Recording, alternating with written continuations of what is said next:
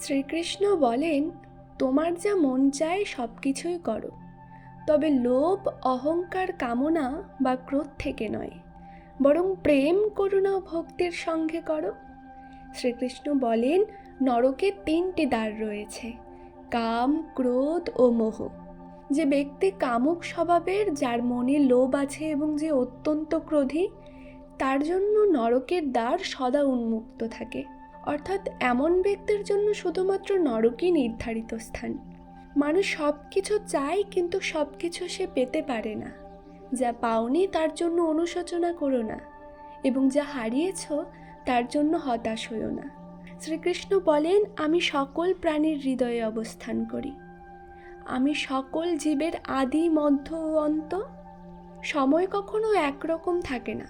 আজ দুঃখ থাকলে আগামীকাল সুখ আসবেই, আর সুখের পর দুঃখ আসাটাও স্বাভাবিক। শ্রীকৃষ্ণ বলেন, মানুষ বড়ই আশ্চর্যজনক প্রাণী। সে নিজের থেকে নিম্ন স্তরের মানুষদের অবজ্ঞার দৃষ্টিতে দেখে, তাদের উপহাস করে এবং বলে, তোমার দ্বারা কিছুই হবে না, ভবিষ্যতে তুমি কিছুই করতে পারবে না। যখন তার কাছে ধন, সম্পদ, মান সম্মান থাকে, তখন সে অন্যদের সম্মান করে না। কিন্তু সে কথা ভুলে যায়, তার থেকেও শক্তিশালী কিছু আছে, আর তা হলো সময়। সময় কখন তার চক্র পরিবর্তন করবে তা কেউ জানে না। সময় কখন তার অবস্থান বদলাবে তাও কেউ জানে না। কয়লা পর্যন্ত সময়ের সঙ্গে সঙ্গে হিরে হয়ে ওঠে। তাই জীবনে কখনো কাউকে অবজ্ঞা করো না। নির্লোভ ও নিঃস্বার্থভাবে কাজ করো, ভাগ্যে যা লেখা আছে তাই ফলস্বরূপ প্রাপ্ত হবে। এমনকি বিধাতা নিজেও বিধানের পরিবর্তন করতে পারে না।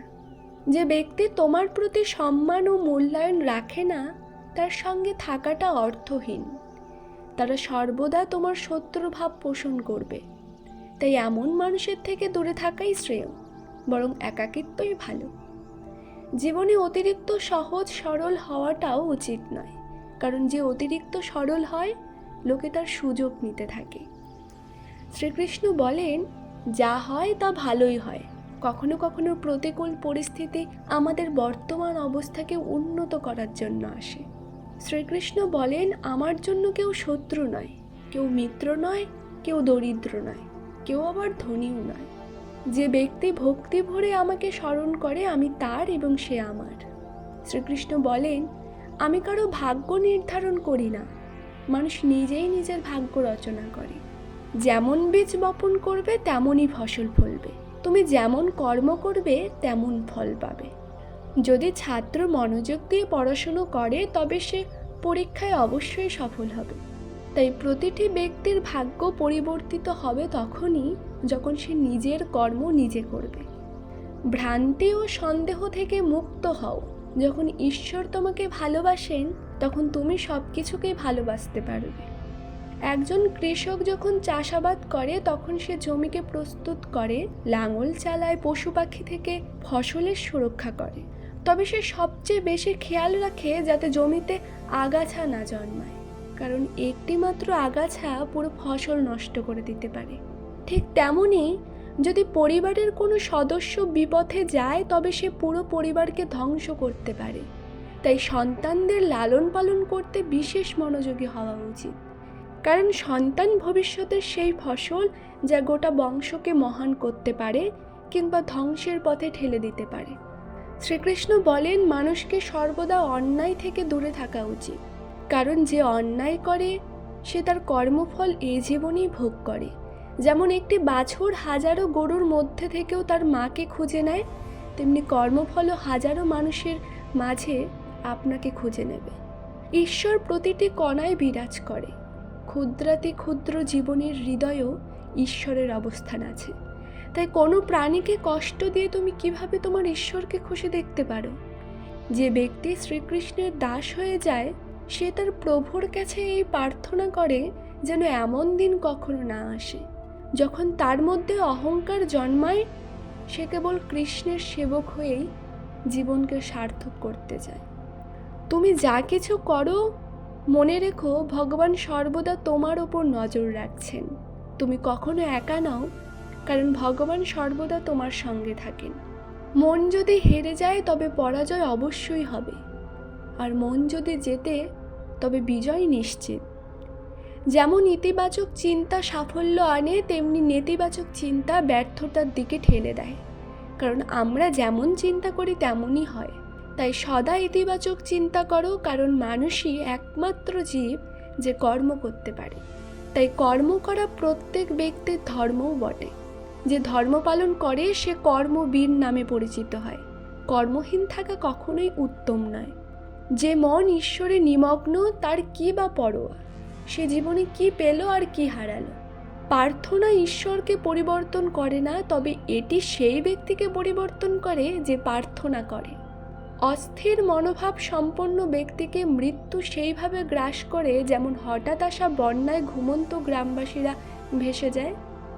দেখার সময় শুধু দেখো, শোনার সময় শুধু শোনো, অনুভব করার সময় শুধু অনুভব করো, আর চিন্তার সময় শুধু চিন্তা করো। এটাই প্রকৃত ধর্ম। তোমার কাজ হলো তোমার পছন্দের কাজকে খোঁজা। একবার তা খুঁজে পেলে নিজেকে সম্পূর্ণভাবে সেই কাজে নিযুক্ত করো। এই পথেই সফলতা আসে। বিশ্বের অধিকাংশ মানুষ ব্যর্থ হয় কারণ তারা প্রতিকূল পরিস্থিতির সামনে তাদের সাহস হারিয়ে ফেলে এবং ভীত হয়ে পড়ে।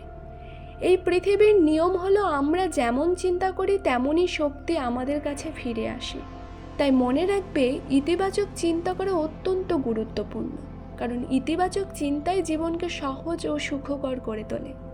যতক্ষণ পর্যন্ত তুমি তোমার সমস্যার জন্য অন্যকে দায়ী করবে, ততক্ষণ তুমি তোমার সমস্যার সমাধান করতে পারবে না। ভাগ্যবান মানুষ সামান্য কষ্ট পেলে ঈশ্বরকে দোষারোপ করে, আর দুর্ভাগ্যবান মানুষ সামান্য ভালো কিছু পেলেই ঈশ্বরের স্মরণ করে এবং কৃতজ্ঞতা প্রকাশ করে। প্রভু সর্বদা তার ভক্তদের পরীক্ষা নেন। এই পরীক্ষায় ভক্তদের অনেক কষ্ট সহ্য করতে হয়। সাধারণ মানুষ এই কষ্টকে দুর্ভাগ্য ভেবে তা থেকে পালিয়ে যায়, অথচ প্রকৃত সাধক ও প্রেমিক তা ঈশ্বরের ইচ্ছা হিসেবে গ্রহণ করে এবং দৃঢ়তার সঙ্গে এর মোকাবিলা করে। যদি আমরা পরিবর্তনের জন্য অন্য কারো অপেক্ষা করি, তবে পরিবর্তন কখনোই আসবে না। পরিবর্তন চাইলে আমাদেরই প্রথম পদক্ষেপ নিতে হবে। তোমার ভাগ্যে যা লেখা আছে তা সঠিক সময়ে তোমার কাছে অবশ্যই আসবে। তুমি কেন অকারণে চিন্তিত হচ্ছ? যা ভাগ্যে নেই তা কখনোই পাবে না। তাই বৃথা চেষ্টা করো না, বরং যা পেয়েছো তা যথাযথভাবে গ্রহণ করো এবং ফলের আশায় নয়, কর্মের উদ্দেশ্যে কাজ করো। এতেই জীবনের সার্থকতা। প্রত্যেক মানুষের নিজস্ব শক্তি ও দুর্বলতা থাকে। মাছ জঙ্গলে দৌড়াতে পারে না, আর সিংহ জলের রাজা হতে পারে না। তাই প্রত্যেকের গুরুত্ব স্বীকার করা উচিত। শ্রীকৃষ্ণ বলেন, কর্ম করার অধিকার তোমার আছে, কিন্তু কর্মের ফলের উপর তোমার অধিকার নেই। তাই ফলের প্রত্যাশায় কর্ম করো না এবং কর্মের আসক্তিও রেখো না। ক্রোধ মানুষের বুদ্ধিকে দুর্বল করে দেয়, যার ফলে স্মৃতি বিভ্রান্ত হয়ে যায়। স্মৃতি বিভ্রান্ত হলে বুদ্ধি নষ্ট হয়, আর বুদ্ধি নষ্ট হলে মানুষ নিজের সর্বনাশ ডেকে আনে। একটি ছোট্ট গ্রামে এক সাধু মহাত্মা বাস করতেন। তিনি ছিলেন অত্যন্ত জ্ঞানী। গ্রামের মানুষ নানা সমস্যার সমাধান জানতে তার কাছে আসতো। একদিন এক যুবক এলো যে তার জীবন নিয়ে অত্যন্ত হতাশ ছিল। সে বলল, মহারাজ, আমি অনেক পরিশ্রম করি কিন্তু তাও সফল হতে পারছি না। আমার সব প্রচেষ্টা বিফলে যায়। কেন এত পরিশ্রমের পরও আমি ফল পাই না? সাধু হেসে বললেন, বাছা, চলো নদীর ধারে যাই, যেখানে আমি তোমাকে একটি গুরুত্বপূর্ণ শিক্ষা দেব। যুবক সাধুর সঙ্গে নদীর ধারে গেল। সাধু একটি পাথর তুলে তা নদীর জলে ছুঁড়ে দিলেন। পাথরটি জলে ডুবে গেল এবং ছোট ছোট ঢেউ সৃষ্টি হলো। সাধু প্রশ্ন করলেন, তুমি কি দেখলে? পাথর পড়তে ঢেউ উঠল? যুবক বলল, হ্যাঁ মহারাজ, আমি দেখেছি। সাধু বললেন, জীবনও এই নদীর মতো। আমরা যে কর্ম করি তার একটি প্রতিক্রিয়া হয়। কখনো তাৎক্ষণিকভাবে ফল দেখা যায়, যেমন পাথর পড়ার সঙ্গে সঙ্গে ঢেউ ওঠে। আবার কখনো আমাদের কর্মফল আসতে সময় লাগে, যেমন সেই পাথরটি গভীর জলে ডুবে যায়। তোমার ভালো কাজের ফল তুমি অবশ্যই পাবে, তবে তার জন্য সময়ের অপেক্ষা করতে হবে। যুবক বলল, কিন্তু মহারাজ, আমি বহু বছর ধরে কঠোর পরিশ্রম করছি, তবুও কিছুই পাইনি। সাধু আবার হেসে বললেন, একটি বীজ মাটিতে পুঁতলেই কি তা সঙ্গে সঙ্গে বৃক্ষে পরিণত হয়? না, তাকে জল, রোদ এবং সময় দিতে হয়। তেমনি তোমার কর্মও সঠিক সময় ফল দেবে। ধৈর্য ধরো, বিশ্বাস রাখো। যুবক বুঝতে পারল যে তাকে ধৈর্য এবং বিশ্বাস রাখতে হবে। সে সাধুকে কৃতজ্ঞতা জানিয়ে দৃঢ় সংকল্প নিয়ে জীবনে এগিয়ে চলার সিদ্ধান্ত নিল। বন্ধুরা, এই গল্প থেকে আমরা কি শিখলাম? আমরা যে কর্ম করি তার ফল অবশ্যই পাই, তা ভালো হোক বা মন্দ। ধৈর্য ও বিশ্বাসের সঙ্গে অপেক্ষা করো, কারণ কর্মের ফল কখনোই বৃথা যায় না। জয় শ্রীকৃষ্ণ।